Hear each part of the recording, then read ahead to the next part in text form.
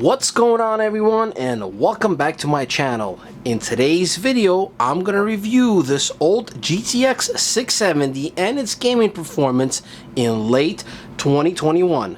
But before that, please don't forget to like, share, and subscribe down below, and thank you for watching. As the year winding down and 2022 is right around the corner, I figured let me review the gaming performance of this old EVGA GTX 670 for the Win Edition. Now this particular one here is a bit on a rare side, as it does feature 4 GB of VRAM. Now the ones you typically see on the used market or on YouTube reviews is the 2 GB version. So it should be quite interesting how well this 4 GB version performs compared to the 2 GB version. Now of course I already know the answer to that, and really the performance is not going to be that much noticeable, maybe a couple of FPS higher, but it should run the more demanding games a bit smoother since it has that 4 GB of VRAM. Now this particular version here is the EVGA for the Win Edition, and as I'm sure you're well aware, the 600 series was the first generation featuring PCI Express 3.0. Also, this card here has a 1006 MHz core clock, 1084 MHz boost clock, 1344 CUDA cores, 6008 MHz of effective memory clock, 4 GB of VRAM, 256 memory bus, GDDR5, and it has one HDMI port, one display port, 2 DVI ports, and it does require 2 6-pin adapters and a minimum of 500 watt power supply, so you are going to need a pretty decent power supply for this bad boy. Also, it does have a nice backplate, which does help out a little bit with the cooling, since this is a blower style card. Those are not my favorite. You do need to play around with the fan, with the MSI afterburner, to get better temperatures, but overall my experience with this old card here was pretty good. And these are all original thermal paste. This card was never opened up, and I was able to get really good performance out of this thing. Now this card is over 9 years old, and unfortunately Nvidia is no longer supporting drivers for the 600 and 700 generation GTXs, so a lot of the newer games might not work with this card anymore, especially the DirectX 12 ones, but we'll see what we could do here. Of course, I'm gonna go ahead and overclock this card, and as well as use a pretty beefy system to make sure there is no bottlenecks.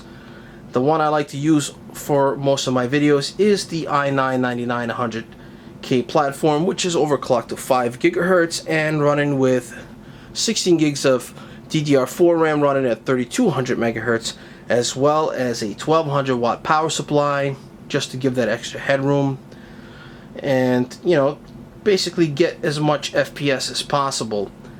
Now as far as pricing, this is definitely not a good buy on a used market, as the GPU prices are not getting any better, and specifically the older ones are really expensive now, and it's very unfortunate. So what I'm seeing on eBay right now is somewhere between $80 and $90 for the 2 GB version, which is a lot for this card, and somewhere like $160 for the 4 GB version. I guess because it's rare, but really the performance to 4 GB is very minimum, and I'm sure you'll see that in some of my benchmarks that are coming up soon here. So definitely don't recommend this card unless you get it for really cheap, for like 30-40 bucks, maybe 50 at the most, maybe for a 2 GB version. Other than that, it's not worth it, because a lot of the newer games is going to be some troubles playing it, and yeah, and in my opinion, for around 160 to 180, the best card right now is the GTX 970, if you could get it for that price, and which I will review as well further down the line. So be sure to subscribe to my channel, hit the like button and the bell notification, that way you can stay tuned to my latest videos. Alright, so without further ado, let's get to those gaming test benchmarks. So stay tuned. Alright, so here we go. Starting off with Horizon Zero Dawn. Let's take a look at the settings. Now, by the way, every game I'm going to test here, no matter how hard it is to run, it will be on 1080p. And as you can see here, we're on 1080p, full screen, VSync off. For this particular game, I'm just going to run it on all the lowest settings here. It could go up to medium preset, and it will still run pretty decent, but to get the best possible results, I think with this setup, lowest settings should be just fine, and the visuals still look great. There's still plenty of detail left. Now let's go over what I have here. Once again, I have the i9-9900K running at 5 gigahertz. RAM is 16 gigs of DDR4 running at 3200 megahertz. And the GTX 670 4GB here is slightly overclocked, 50 megahertz on the core and 100 megahertz on the memory clock. Anything higher for this game, it would crash. But nevertheless, as always, you will get the best results on any game tested out there, regardless of new or old hardware. And you could see the game runs with no issues. Very nice. Very playable. Now, of course, I would think you would get better performance if they made this game with DirectX 11 support. Are they dangerous? All machines are dangerous. If you've been on my channel before, you always hear me say that nowadays they make these games on purpose less compatible with older hardware. That way you're forced to spend all that money on the graphics card. Now, you do see here some flickering, and I noticed that just with this game.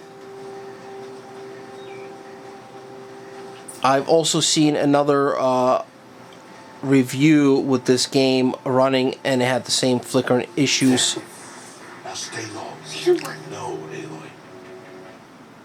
But in here, I just want to show you that it is quite playable with the average of mid-30s FPS. Keep low. Follow me across the trail. No issue, no stuttering, very smooth.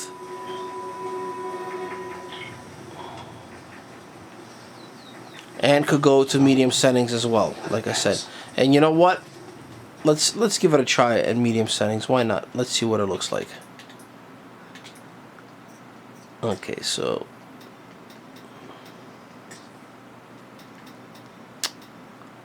okay, medium. So let's give it all medium here.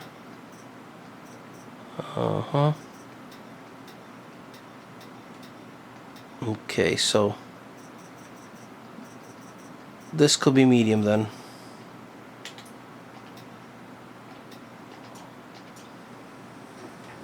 There you go. So we go down a little bit less on the FPS, but nevertheless, it's still quite playable. The slower you move, the quieter you'll be. And crouched walking is quieter than upright.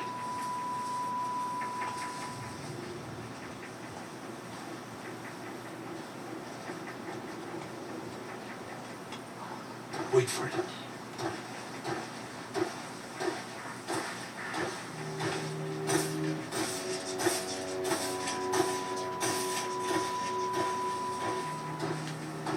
That's the last of it. Let's move on.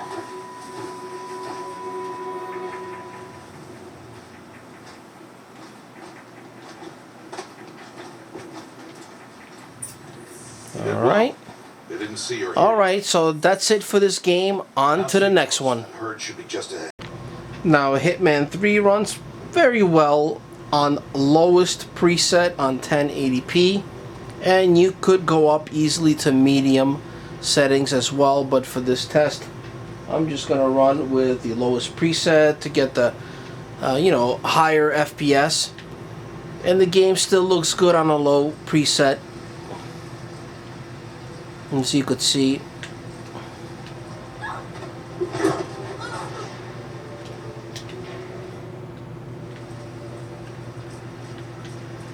running very smooth.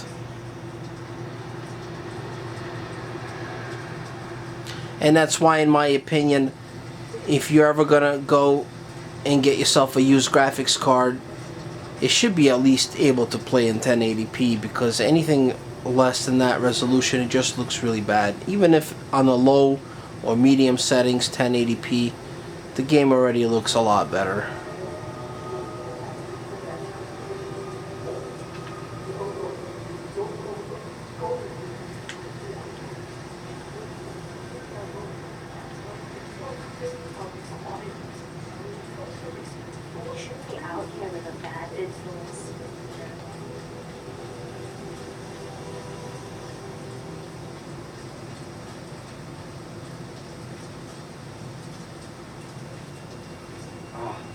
It's so soft, like that fellow.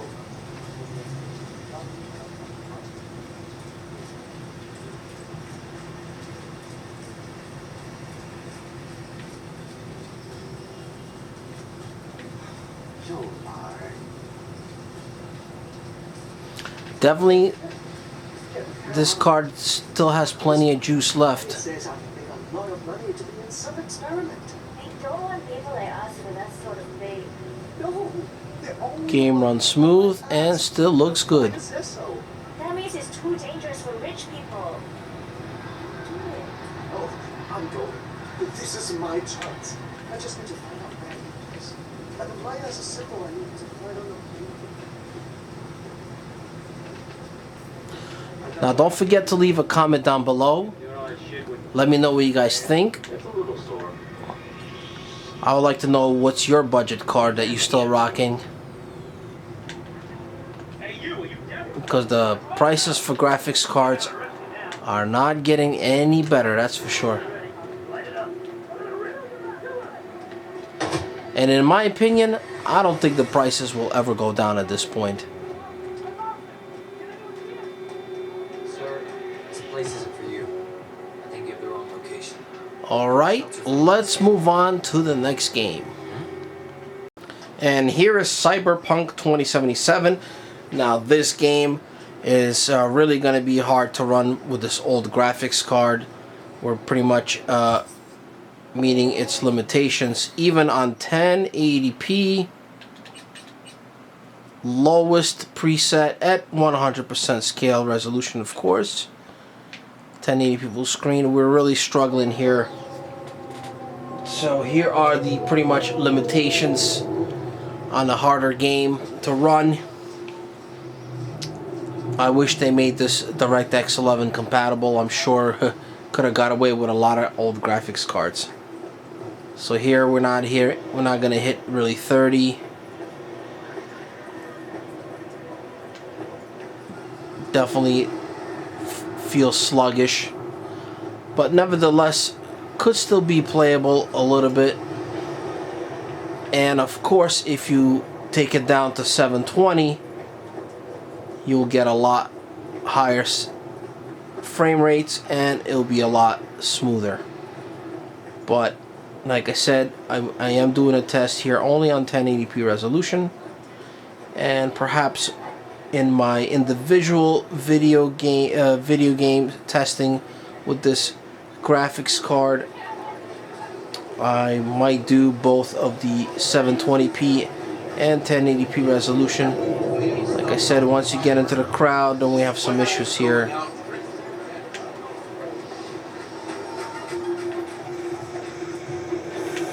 But it is working somehow. Look at that, we're dipping into teens. That's never a good sign for a game like this.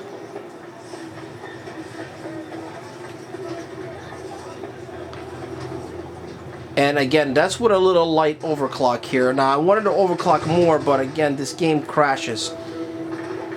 Anything higher than 50 megs on the core and 100 megs on the memory clock, the game unfortunately crashes. So I tried my best, but we are averaging about 20-23 FPS, and it depends which part of the area you're in.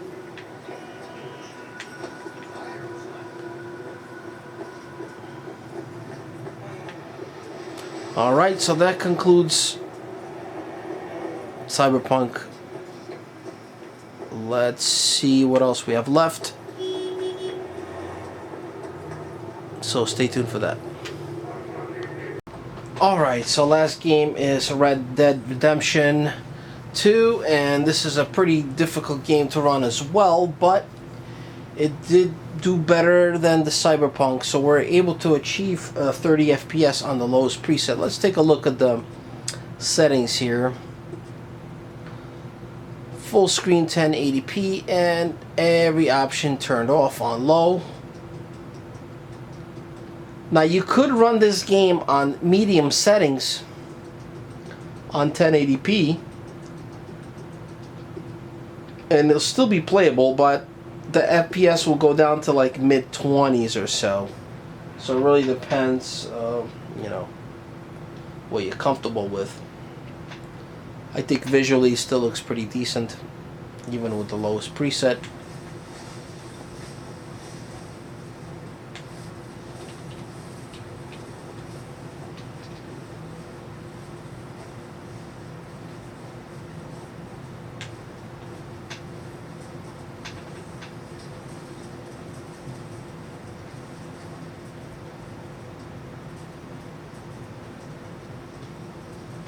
So as you could see, I was able to run all the games on 1080p, at least the ones I tested. The only one was really not too good was Cyberpunk game, and that is unfortunate.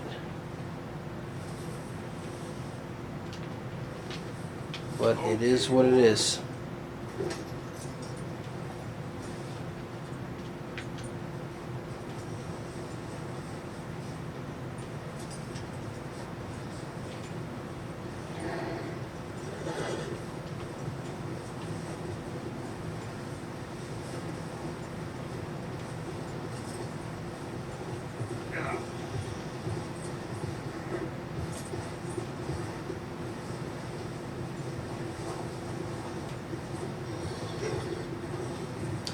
Now again, everybody, don't forget to subscribe if you're new to my channel. Hit the like button. It really helps out to grow the channel. Appreciate it very much. Don't forget to leave some comments down below.